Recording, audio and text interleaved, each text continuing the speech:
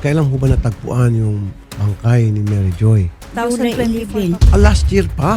Kumuha po tayo, nag-collect po ng DNA sample sa private part ng victim. Based po sa result ng DNA, wala pong nag-match. Doon sa Po tatlong person of interest, wala po nag-match. Wala po, Sir Idol. Nung tinanong ko yung dalawang POI, sir, na-prove ko, sir, na nagsinungaling sila sa akin, sir. Kaya sila yung naging POI ko, sir. Yung pangatlo? Sir, yung kinakasama niya, sir. Sir Dario, willing ho ba kayo, sir, na magpa-lie detector test? Oh. Voluntary Oo. po ito, sir, ha? Isa ka raw sa person of interest. So, yun, hindi lang ikaw, kundi yung dalawa pa, Yes, kung sir. sinong tumanggi doon sa kanilang tatlo, alam na this, sabi pa nga nila. Oh, sir, oh. Jen, ikaw ang nagpa-lie detector test, polygraph test, sinamahan mo sila, tama? Yes, sir. Bali, nung March 25, sir, pumunta po tayo agad-agad po sa Misamis Occidental para po mag-conduct po ng lie detector tester at ang nag-conduct, sir, ay ang Provincial Forensic Unit at nandun po tayo para mag-witness po, sir. Sir Dario, magandang hapon. Ready ka na, sir? Kung ano yung resulta? Oh, sir, oh. Nasaan po kayo nung mangyari po yung insidente, nung nawawala po si inyong kinakasama? Dito sa balay. So, sir, ano sa palagay niyo, sir? Okay ba yung inyong lie detector test? Komportable ka ba? Oh, sir, oh. Isa sa mga dahilan kung bakit kayo isinama bilang person of interest dahil nung kayo po'y kinakausap daw ng mga pulis, iba-iba daw po yung mga statement ninyo. Pero it doesn't mean na kahit na iba-ibang statement na guilty na agad. Baka ninervous lang si sir o na-stress lang, that could also be the reason. Pangalawa, meron daw po mga insidente, mga oras na hindi nyo raw po ma-account yung sarili niyo ayon po sa pulisyan.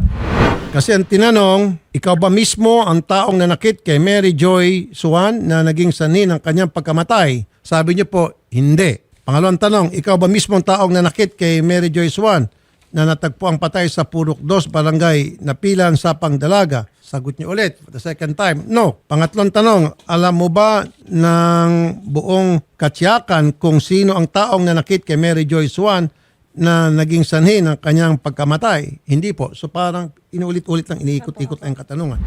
Auntie Estelita, ready na po kayo sa resulta? Gusto ako nga may resulta kung sino man ang salarin. Kaso wala pa lie detector si Dario, parang tumaap ang iyang dugo. Hindi ko na patatagalin, Sir Dario. Ayon po sa polygraph test, kayo po ay hindi. Hindi po Thank nagsasabi ng totoo. Ibig Ibig sabihin, doon po sa polygraph test, kayo po ay nagsisinungaling. Yun lang po yun. Diniretso ko na. Isa pa maidagdag ko sa iyo, Sir Dario, kasi ang sabi ng mga pulis, bago mangyari insidente, meron daw ata hindi pagkakaunawaan sa pagitan mo at sa kinakasama mo. Now, pangalawa, itong si Rolando Pahe, yung tiyuhin ni Mario, pero wala siya. Si Rolando Pahe, tiyuhin ni Mario, nagsasabi na totoo, telling the truth. Mario Vidal, yung caretaker, magkakilala ba kayo ni Dario? Oo, magkilala, sir. Nag-usap-usap pa kayong dalawa. Hindi na. Ngayon, sir. Pero dati nag-usap-usap kayo. Oo. Gaano kayo kadalas mag-usap? Nagiinuman ba kayo? Ganon. Wala, sir. Ano lang, usap-usap lang. Oh, kanarang kuat, kanarang tagbuan ako sa dalan. Tagpo sa daw, mag-istorya lang. Kana ba? Sa Sa kartada. kalsada, mag-istorya lang. Oo. Oo. Mario, base po sa polygraph test, ikaw daw, Mario, nagabakak. Oh, unsa naman eh. O, giuboy ko ato, sir. Ginaubo ka. Oh, kuan, sir. Pungan galing ta akong ubo, sir. Okay. Gipungan unta gani akong ubo. Palihog-palihog, inuubo-ubo ka. Okay, pero hindi ka rin sasabi ng totoo. Sarge Kevin Dumaog, Senator Rafi. may ulit ko ulit. Bakit po kasi naisama bilang person of interest itong si Dario?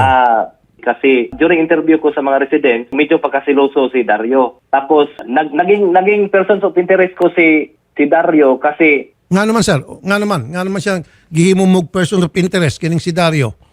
meron ding mga inconsistency sa kanyang mga salaysay nung in-interview ko siya, Senator Rafi. Sabi niya na at around 6 a.m. nung July 10, 2024, binigyan daw niya si Mary Joy ng 300 pesos. Okay, Pambili ng isda for lunch. okay. Tapos, nung ma-interview ko sina Gina Riporiol, yung mga possible witness ko, 200 pesos daw yung binigay ni Dario. Tapos ito naman si Agnes Tilio, yun din yung sinabi.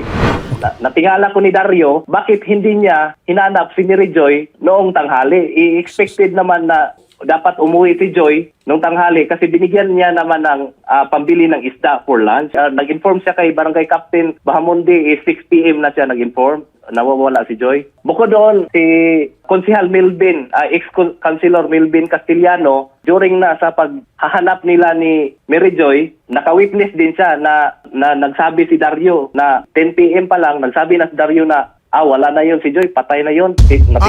Sinabi niya anong oras? 10 p.m. pala ng gabi. Nagtaka si Konsehal Milvin Castellano, bakit nasabi yun ni Dario?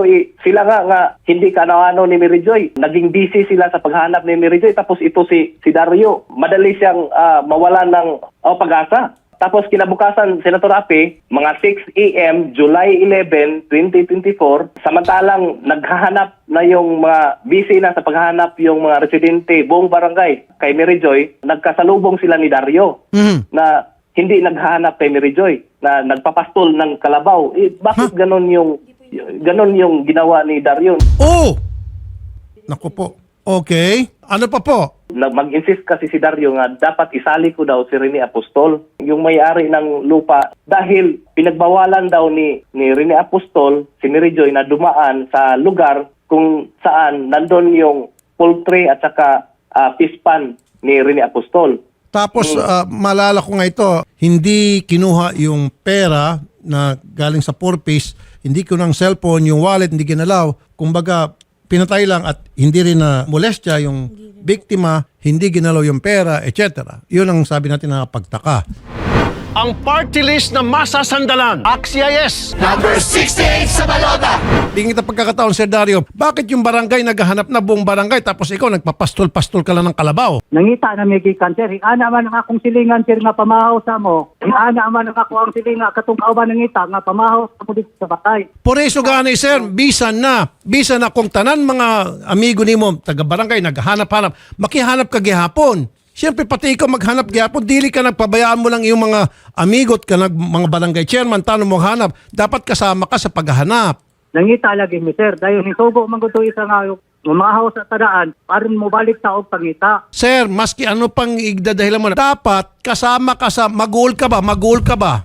Kanag imong live-in partner, di na makita. O gisulti mo pa, wala na, alas 10 pala ng gabi, gisulti mo dahil na, wala na, patay na si Joy. Nga naman gi-assume nimo na patay na. Hindi ko sinasabi sa Dario na suspect ka na, agad ikaw na nagpatay. Yung bang mga ipinagtataka lang, nakakapagtaas kilay lang, maging yung mga kapitbahay, nagtanong-tanong din po si Jen Sir, aside po dun sa mga nabanggit po ni Sir Dumaog, sir, isa pa po sa medyo nagpa-red flag po sa amin, may nakabanggit, sir, na nung kinaumagahan na naghahanap na sila, sir, at natagpuan yung bangkay ni Mary Joy, ang ine-expect or nakakagulat para sa mga residente, ine-expect nila, sir, na iiyak or maghahalupasay si sir. Wala po daw siyang reaction, sir, nung nakita niya yung bangkay. Dinungaw lang daw po niya. Dinungaw lang, walang emosyon? Wala po, sir. Bata, sir, ako maghihalog man ako dito. Di, dungo na lang po pulit ang bata. Jen, Iis lang daw niya, sir, dinungaw. Tapos parang yung gestures sa kamay, sir, parang pumalakpak ng isa. Parang gano'n. Tapos may mga nakakitang tanod daw, sir, na hinila niya yung dalawang anak niya. Tapos sabi niya, tara na, patay na yan. Parang gano'n. ha? Daw, sir. Pumalakpak, gumanon. Yun na yun. Dili ka na tinod, sir. Gihalog, gisingitan, manggani po sa akong silingan. Sir, yan lang po isang dahilan kung bakit po kay person of interest. Kinikwento lang po namin yon. Pero hindi ibig sabihin na kayo na pong pumatay. Sargento Dumaog, bakit itong si Mario Vidal naman ay person of interest? Nung tinanong ko siya, estimated time ko kasi na namatay si Joy is 11:40 noong July 10, 2024. Tapos, nung tinanong ko si Mario kung saan siya noong mga 11 to 2 p.m., sabi niya, nandun daw siya sa Barangay Mapang, Rizal, Zamboanga del Norte, kasi nag-deliver daw siya ng uling. Tapos, pag-validate ko doon, hindi daw sila nag-deliver ng uling. I-chinek ko din yung CCTV doon sa Barangay Napilan Norte na pagmamayari ni Bandino. Opo. Tapos, pag-check ko doon, hindi talaga sila dumaan nung mga oras na yon. Sabi ng mga kapitbahay, seloso daw masyado itong si Dario. Eh, sino pinagsaselosan niya? Pwede kong ibigay ito kay ex-Kapitan Rene Apostol kasi siya yung nakakita. Oh, sige. Chairman. Magandang hapon po, sir. Opo. Nung nangyayari yung umaga pa, nawala na si Joy. Ang nalalaman namin, nagpunta sa barangay si Dario, maggagabi na yung kuan. Naghanap na si Dario.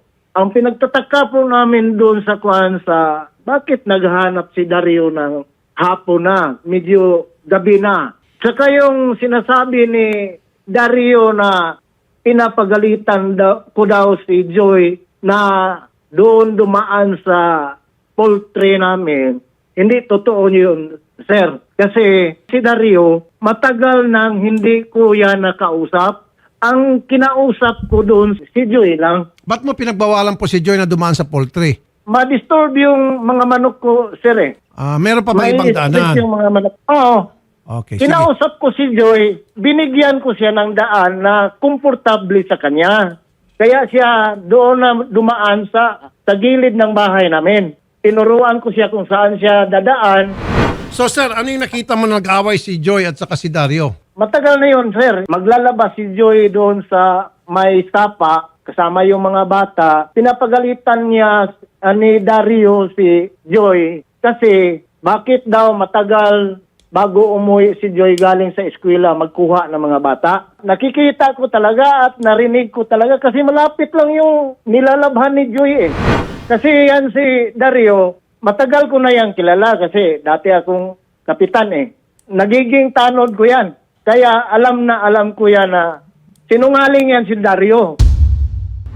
Auntie Esterlita, Opo. narinig mo ang sinabi ng pulis at narinig mo ang sinabi ng mga kapitbahay. Ano pong reaksyon nyo? Para sa akin, palaisipan ka ayaw to na po. Noong 11, nakapunta ko roon, nakita ko yung ginusap Joy. Si Dario, nakita ko rin siya nga umiyak. Nakita mo Doon umiyak. Sa burol. Oo. Aside from kapitbahay, meron pa po tayong nakausap na customer at dahil nag-manicure po si ma'am. tapos Customer na ni at the same- Mary Joyce sa pagmamanicure. Yes, sir. Customer, aside from that, parang kaibigan niya rin si co-parent sila sa school. Nabanggit po niya na wala naman daw nababanggit etong si Ma'am Mary Joy na nananakit or seloso ang si Sir Dario. Pero nabanggit daw niya one time na mahigpit daw sa pera. Yun po yung nabanggit. Sargento Dumaog, nakikita nyo ba in the next few days o weeks, mapapile ng kaso, sir? Paningkamutan ako, Senator Rafi. Kompleto na po ba yung sa pinasoko nyo po, yung bangkay? Fingerprints sa katawan ng victim, sa wallet, sa cellphone? Walang nakuhang fingerprint sa biktima or sa cellphone. Anyway, sige po sir, tuloy niyo lang pong pag-iimbestiga. Sarge, umaasa po ako na kahit papaano, makakatumbok kayo siguro isang araw ng matibay na circumstantial evidence o circumstantial witness, sabi nyo nga, na makapagtitibay sa inyong ginagawang investigasyon. Yes, Senator Rafi. Sir Dario, good luck po sa inyo. Tita Esterlita, salamat po sa pagtanggap muli ng aming tawag. Opo. Yung pulis po naman natin dyan ay nagtatrabaho, patuloy po sila sa pagtatrabaho. Tayo po ay umasa na darating ang araw, magkakaroon po ng hustisya ang inyong pong pamangkin. Mabibigyan ng hustisya. Thank you. Opo, opo. Rafi.